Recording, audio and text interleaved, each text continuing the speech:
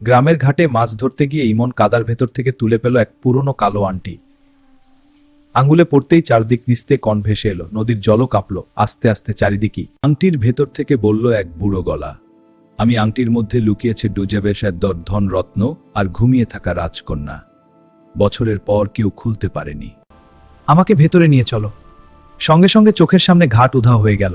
সে নিজেকে দেখল কাচের মতো উজ্জ্বল এক বৃত্তাকার শহরের মাঝখানে দাঁড়িয়ে।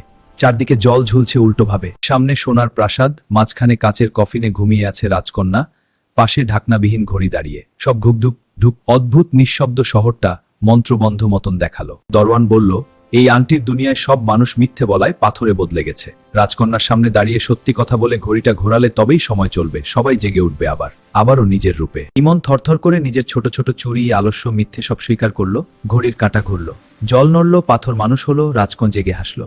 চোখ খুলে দেখে সে আবার ঘাটের ধারে।